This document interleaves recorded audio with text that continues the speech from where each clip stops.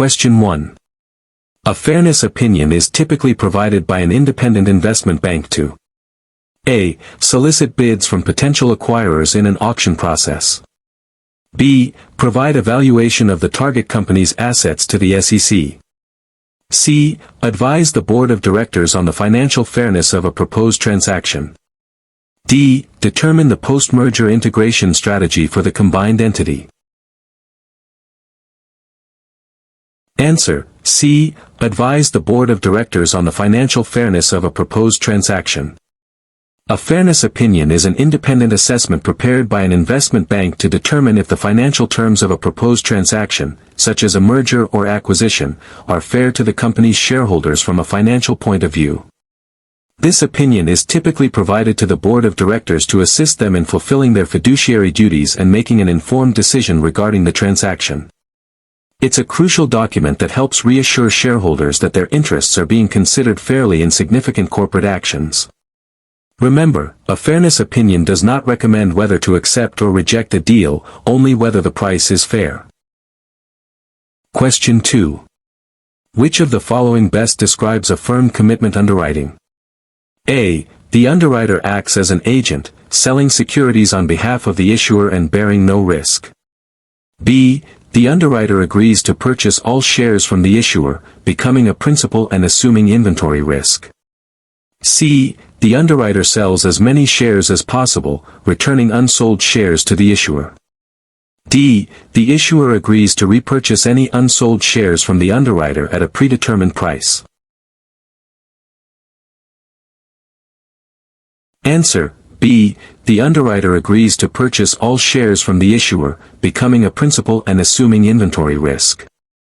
In a firm commitment underwriting, the underwriter or syndicate of underwriters contractually agrees to buy all shares directly from the issuer, thereby acting as a principal and taking on the full financial risk for any unsold shares. This means if they cannot sell all the shares to investors, they are still obligated to pay the issuer for them, assuming the inventory risk.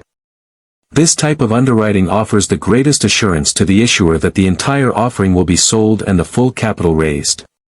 Think of it like the underwriter buying the entire inventory of a product from a manufacturer before selling it to consumers, taking on all the sales risk. Question 3. Under Regulation D, Rule 506(b), an offering can be sold to an unlimited number of accredited investors and up to how many non-accredited investors? A. 15. B. 25. C. 35. D. 50. Answer: C. 35.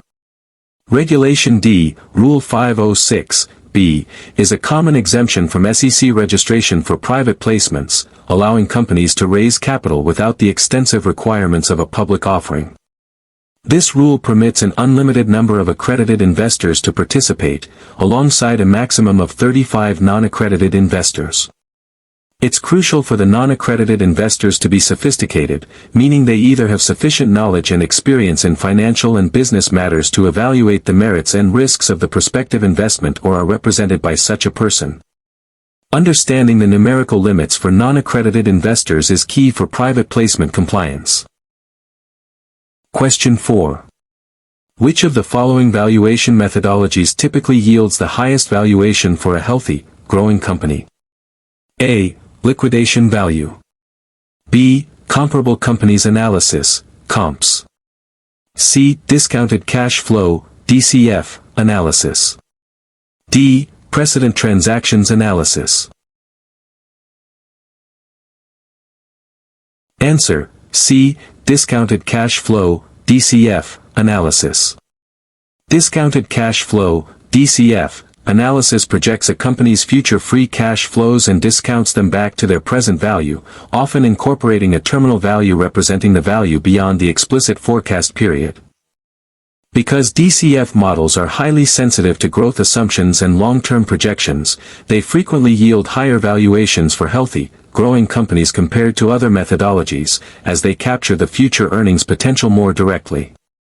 While other methods like comps and precedent transactions rely on market multiples, DCF allows for the explicit modeling of future growth and intrinsic value, which can be particularly advantageous for companies with strong growth prospects that may not yet be fully reflected in current market multiples. Question 5. In a negotiated sale for a municipal bond offering, the underwriter typically assists the issuer with A. Determining the interest rate based on competitive bids only. B. Marketing the bonds to a wide array of retail investors primarily. C. Structuring the bond issue and setting the terms, including pricing. D. Providing ongoing compliance oversight of the issuer's financial reporting.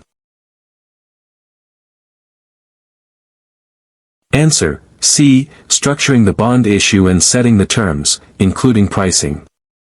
In a negotiated sale of municipal bonds, the issuer selects an underwriter, or syndicate, to assist directly with the entire process, including structuring the bond issue, setting the terms, and determining the pricing.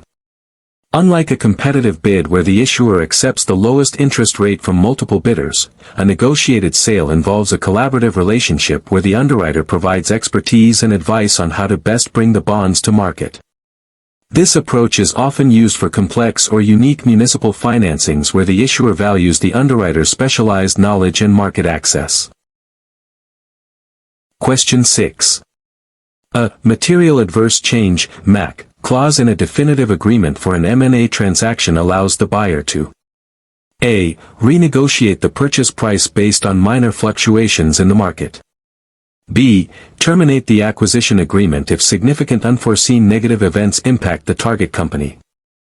C. Demand specific performance from the seller, regardless of market conditions. D. Increase the target company's debt load post-closing without seller consent. Answer: B. Terminate the acquisition agreement if significant unforeseen negative events impact the target company.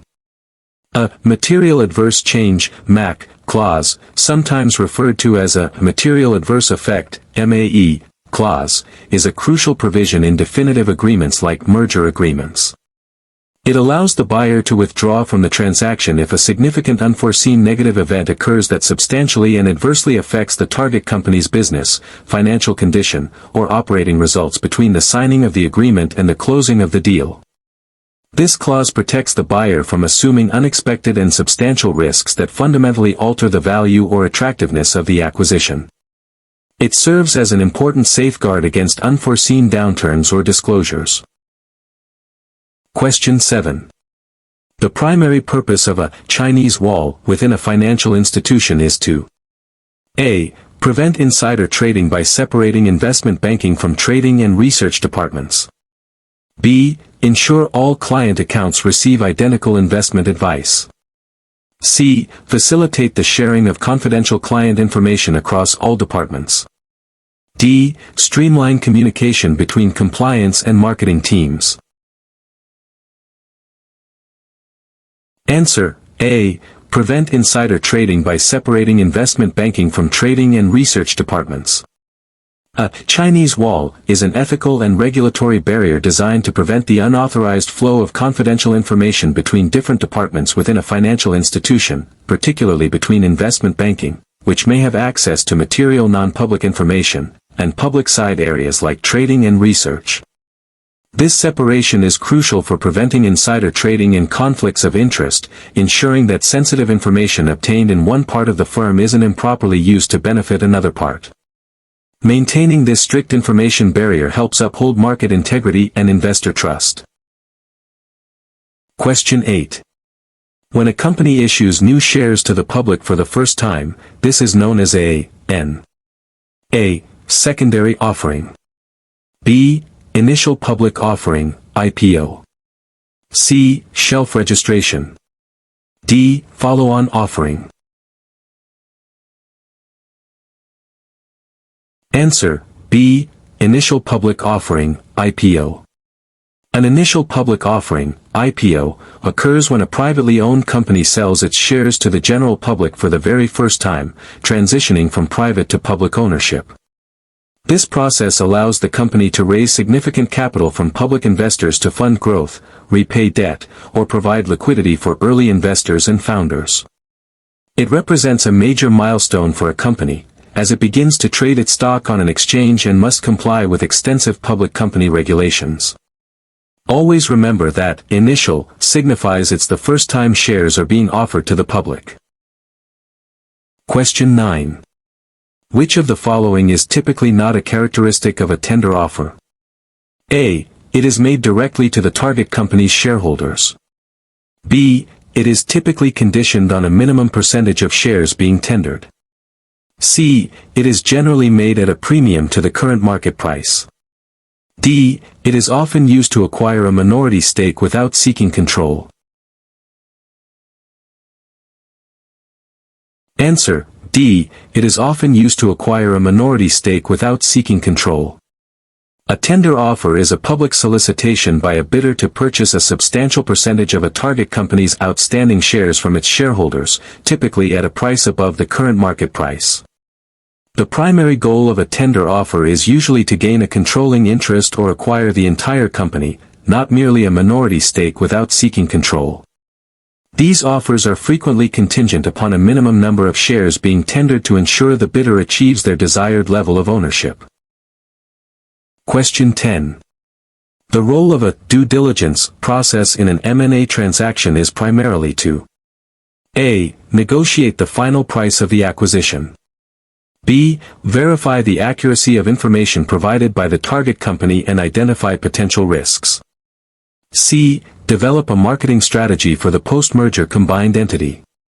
D. Facilitate the transfer of legal titles and intellectual property. Answer: B. Verify the accuracy of information provided by the target company and identify potential risks.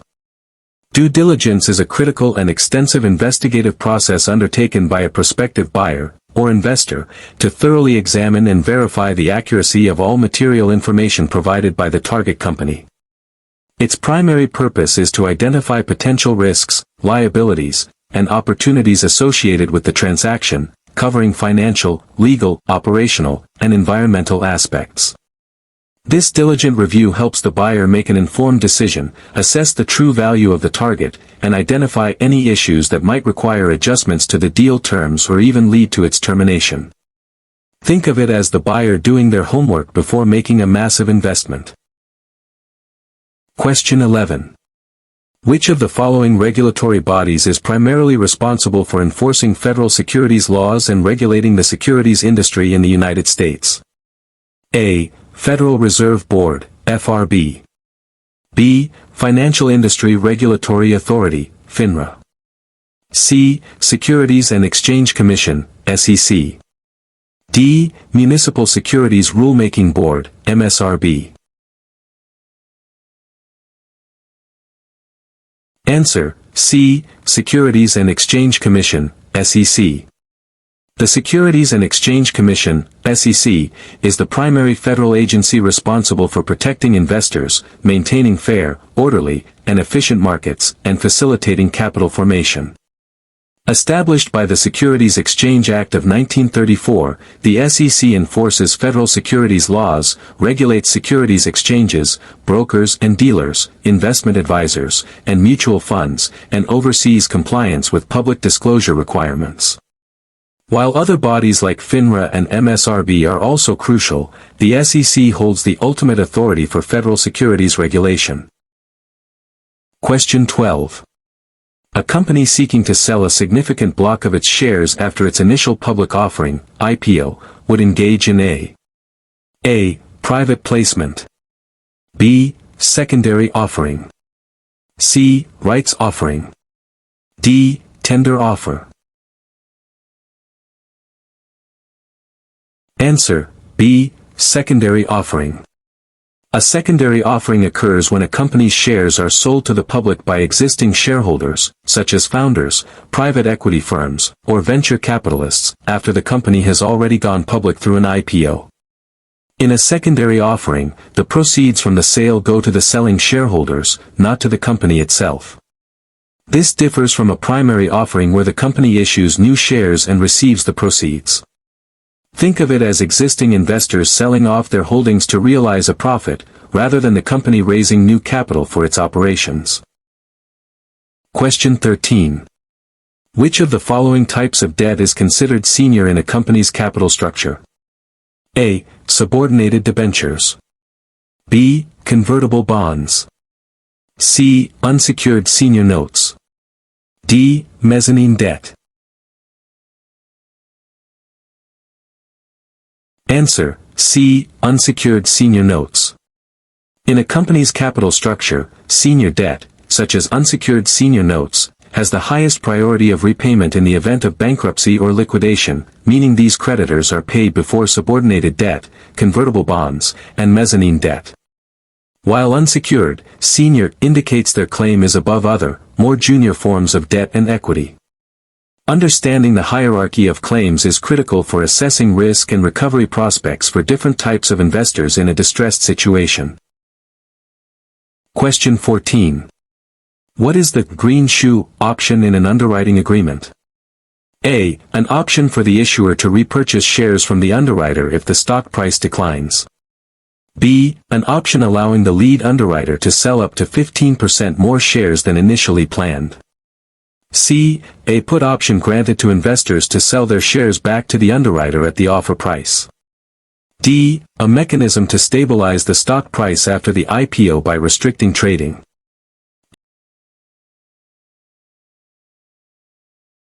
Answer: B. An option allowing the lead underwriter to sell up to 15% more shares than initially planned. The green shoe option, also known as the overallotment option, is a provision in an underwriting agreement that grants the lead underwriter the right to sell up to an additional 15% of the shares offered in a public offering. This option is typically exercised when the demand for the new issue is stronger than anticipated, allowing the underwriters to cover short positions created by overallotments and to stabilize the stock price in the aftermarket. It provides flexibility to manage supply and demand dynamics during the initial trading period. Question 15. The role of the placement agent in a private placement is to A. Guarantee the sale of all securities in the offering. B. Register the securities with the SEC for public sale. C. Facilitate the sale of unregistered securities to a limited number of investors. D. Provide a fairness opinion on the terms of the private offering. Answer: C. Facilitate the sale of unregistered securities to a limited number of investors. In a private placement, a placement agent, often an investment bank, acts as an intermediary, assisting the issuer in finding and selling unregistered securities directly to a limited number of sophisticated investors, such as institutions or accredited individuals. Unlike a public offering, these securities are not registered with the SEC, relying on exemptions like Regulation D. The placement agent's role is to leverage their network to identify suitable investors and help structure the deal, without guaranteeing the sale of all securities. Question 16. What is the primary focus of the Securities Act of 1933? A. Regulation of secondary market trading and broker-dealers. B. Prohibition of insider trading and market manipulation. C. Regulation of the issuance of new securities to the public. D. Oversight of investment companies and their activities. Answer: C. Regulation of the issuance of new securities to the public. The Securities Act of 1933 is often referred to as the Truth in Securities law because its primary purpose is to regulate the primary market, specifically the initial public offering, IPO, and sale of new securities to the public. It mandates that companies seeking to offer securities to the public must register them with the SEC and provide full and fair disclosure of all material information to potential investors. This ensures transparency and aims to prevent fraud in the sale of newly issued securities. Question 17. Which of the following describes a poison pill in the context of M&A? A. A strategy to encourage a hostile takeover by making the target company more attractive. B. A defensive tactic used by a target company to make itself less appealing or more expensive to an acquirer. C. A clause in a merger agreement that provides for a breakup fee if the deal falls through. D. A financial instrument used to hedge against currency fluctuations in international mergers. Answer: B. A defensive tactic used by a target company to make itself less appealing or more expensive to an acquirer. A poison pill, formerly known as a shareholder rights plan, is a common defensive tactic employed by target companies to deter hostile takeovers. It typically grants existing shareholders the right to purchase additional shares at a significantly discounted price, making the target company prohibitively expensive for an unwanted acquirer by diluting the hostile bidder's ownership. This makes the company less appealing and more costly to acquire, compelling the bidder to negotiate directly with the board. Question 18. Under FINRA Rule 5130, which of the following is not considered a restricted person regarding allocations of new issues, IPOs? A. A FINRA member firm. B. A person owning 20% or more of a broker-dealer. C. An immediate family member of a person associated with a broker-dealer, if that person materially supports the immediate family member. D. A diversified mutual fund that regularly invests in IPOs. Answer: D. A diversified mutual fund that regularly invests in IPOs. FINRA Rule 5130 aims to ensure fair and public distribution of new issues and prevent broker-dealers from allocating hot IPOs to restricted persons. Restricted persons generally include FINRA member firms, employees of broker-dealers, immediate family members of associated persons, under certain conditions, and fiduciaries acting on behalf of such persons. A diversified mutual fund, even if it invests in IPOs, is typically not considered a restricted person under this rule, provided it meets specific criteria, such as having at least 10,000 shareholders and not being set up primarily for restricted persons. Question 19. What is the purpose of an 8K filing with the SEC? A. To report annual financial results. B. To report quarterly financial results. C. To announce material current events that shareholders should know about. D. To register new securities for public offering. Answer: C. To announce material current events that shareholders should know about. A Form 8K is a current report that public companies must file with the SEC to announce major, material events that shareholders should be aware of. This filing typically occurs within 4 business days of the event and covers a wide range of significant occurrences such as changes in corporate control, acquisition or disposition of assets, bankruptcy, changes in certifying accountants, or resignations of directors. It ensures that investors receive timely disclosure of important corporate developments. Question 20. When an investment bank acts as an advisor in an M&A transaction, its primary role is to A. Provide the financing for the acquisition. B. Make the ultimate decision on whether to proceed with the deal. C. Guide the client through the transaction process, offering strategic and financial advice. D. Act as a fiduciary for both the buyer and the seller simultaneously. Answer: C. Guide the client through the transaction process, offering strategic and financial advice. An investment bank acting as an M&A advisor primarily guides its client, either the buyer or the seller, through the complex transaction process. This involves offering strategic and financial advice, which includes valuation, deal structuring, identifying potential targets or acquirers, negotiating terms, and assisting with due diligence. The advisor does not provide financing or make the ultimate decision, but rather empowers the client with the information and expertise needed to achieve their transaction goals. Question 21. Which valuation method most directly considers a company's ability to generate cash and is sensitive to long-term growth assumptions? A. Liquidation analysis. B. Market multiple approach, comparable companies. C. Precedent transactions analysis. D. Discounted cash flow, DCF, analysis.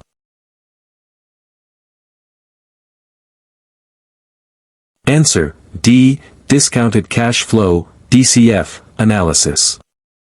Discounted cash flow, DCF, analysis is a fundamental valuation method that explicitly forecasts a company's free cash flows over a projection period and then discounts those future cash flows back to their present value. This approach directly measures a company's intrinsic value based on its ability to generate cash, making it highly sensitive to assumptions about future growth rates and the discount rate.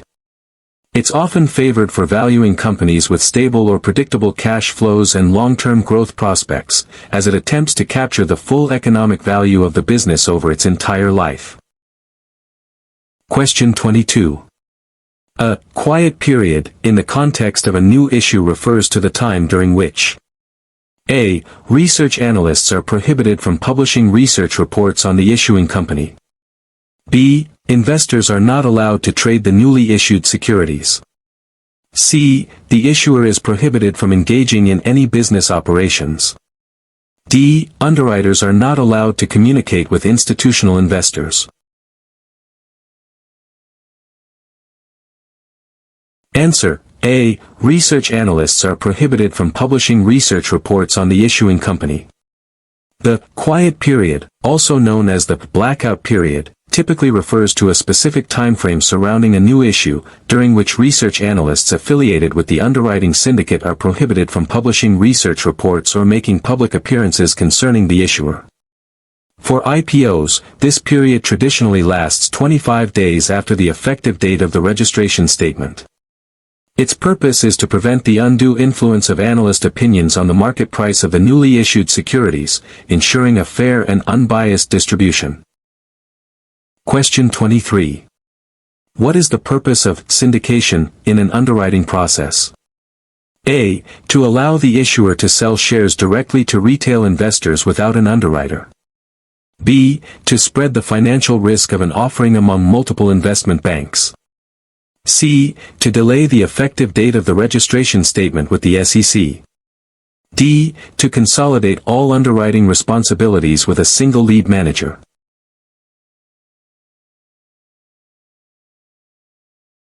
Answer: B. To spread the financial risk of an offering among multiple investment banks. Syndication in an underwriting process involves forming a syndicate, which is a group of investment banks that work together to underwrite and distribute a new issue of securities. The primary purpose of forming a syndicate is to spread the financial risk associated with the offering among multiple firms, reducing the exposure for any single underwriter. It also leverages the collective distribution capabilities and client networks of all participating firms to ensure a broader reach and successful sale of the securities. Question 24. Which of the following is typically not a characteristic of an asset purchase agreement in an M&A transaction? A. The buyer only assumes specific, agreed-upon liabilities of the target. B. It often allows for a step-up in the tax basis of the acquired assets. C. It requires approval from the target company's shareholders. D. The buyer cherry-picks the assets they wish to acquire.